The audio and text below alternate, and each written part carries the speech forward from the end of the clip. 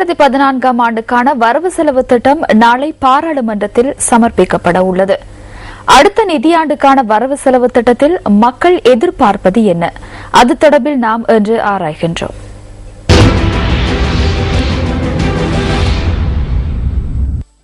இலங்கை சுதந்திரம் அடைந்த பின்னர் பாராளுமன்றத்தில் சமர்ப்பிக்கப்படும் 68வது வரவு செலவு திட்டமாக இது கருதப்படுகின்றது. ஜனாதிபதி மஹிந்த ராஜபக்ச ஜனாதிபதியாக பதவியேற்ற பின்னர் சமர்ப்பிக்கப்படும் 9வது வரவு செலவு திட்டம் இதுவென்பது குறிப்பிடத்தக்கது. வாழ்க்கை செலவை குறைப்பதற்காக இம்முறை வரவு செலவு திட்டத்தில் ஓரளவு நிவாரணம் கிடைக்குமா என்பதே மக்களின் எதிர்பார்ப்பாகும்.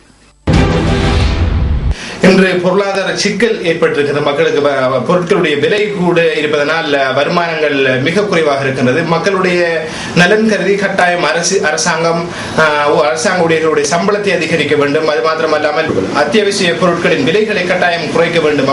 அப்படி குறைக்கும் பட்சத்தில் தான் மக்களுடைய வாழ்வாதாரம் மிகவும் சிறப்பானதாக அமையும். ஏனென்றால் மிகவும் கஷ்டமான நிலைமை இருக்கின்றது. இப்போ வருமானத்துக்கு ஏற்றமாறு செலவில்லை, செலவு அதிகரித்துக் கொண்டிருக்கின்றது. இப்போ மோட்டார் சைக்கிள் வியாபாரம் நிறைய குறைஞ்சிட்டு மோட்டார் சைக்கிள் 10,70,000 விலை கூடிட்டு அதோட மக்கள் வாழ்க்கை செலவு கூட சேமிப்பில்லை. அதால மோட்டார் சைக்கிள் வியாபாரம்ங்கிறது நல்லா குறைஞ்சிட்டு வியாபாரத்துக்கு ஏற்ற மாதிரி பொருட்களை விலையும் குறைக்கிறதுக்கும் ஏற்ற மாதிரி வரவு செலவு திட்டத்தை சமர்ப்பிக்கும் சொல்லி நான் நினைக்கிறேன். செலவு திட்டத்தில் நான் எதிர்பார்க்கிறது பொருட்களின் விலை குறைய வேணும் என்று. என்றால் பொருட்களின் விலை குறைஞ்சாதான் எங்களுடைய குடும்பத்தை சரியான முறையில் நாங்கள் நடத்த முடியும். பொருட்களின் விலை குறைஞ்சாதான் எங்களுடைய நாளாந்த வாழ்க்கையை இட்டு செல்லலாம். ஏன்னா நான் ஒரு சின்ன ஒரு 10,000 இருக்கின்ற பொழுது எல்லா சாமருக்கும் கூடிய விலைகளால் மக்கள் வாங்குவதில்லை. வரவு செலவு திட்டத்தின் எதிர்பார்க்கிறேன் என்னன்னு சொன்னால் இந்த பொருட்களின் விலை அதிகரித்துக் கொண்டிருக்கின்றது. ஆனால் இன்னும் குறைய வேண்டும் என்றதை நான் எதிர்பார்த்துக் கொண்டிருக்கின்றேன். ஒரு ஆசிரியர் நான் இந்த வரவு செலவு திட்டத்தில் சம்பள உயர்ச்சி கிடைக்கும் என்று எதிர்பார்க்கிறேன்.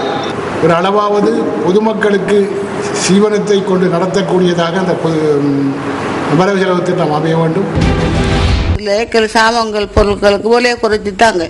எங்களுக்கு இந்த கஷ்டமான நிலையில ஏழை மக்களுக்கு வாழ்றதுக்கு இடம் இல்லை.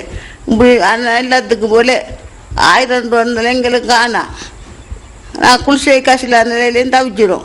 நாங்கள் ஆட்டோ சாரதிகள் இப்போ எங்களுக்கு என்னன்னு சொன்னால் எரிபொருளை விலையை குறைச்சி தந்தால் எங்களுக்கு ரொம்ப நல்லதாக இருக்குது. ஏன்னா போல் வர இந்த வாழ்க்கை செலவு ரொம்ப கஷ்டமாக இருக்குது. நான் ஒரு புடவை வியாபாரி. இந்தியாவிலேருந்து சாம இறக்குமதி செய்கிறதுனா வரியெல்லாம் கொஞ்சம் குறைக்கணும். வரியெல்லாம் கூட இருக்கிறதால வியாபாரம் பண்ணுறது கொஞ்சம் கஷ்டமான நிலைமையாக இருக்குது. அதில் லாபங்கள் போடுறதும் கஷ்டமாக இருக்கு. இந்த பொருட்களுக்குரிய விலைகளை குறைத்து அந்த பாமர மக்களுடைய வாழ்க்கையிலே ஒளியேற்றி வைப்பதோடு அரசாங்க ஊழியர்களும் 2014 இந்த வரவு செலவு திட்டத்தினூடாக தங்களுக்குரிய சம்பளங்களை அதிகரித்து தர வேண்டும் என்று ஆவலுடன் எதிர்பார்த்துக் கொண்டிருக்கின்றார்கள். ஆகவே இந்த பாமர மக்களையும் அரசாங்க ஊழியர்களையும் இந்த அரசாங்கம் திருப்திப்படுத்தும் ஒரு வரவு செலவு திட்டத்தை 2014 வரவு செலவு திட்டம் அமைய வேண்டும் என்று நாங்கள் எல்லோரும் எதிர்பார்க்கின்றோம்.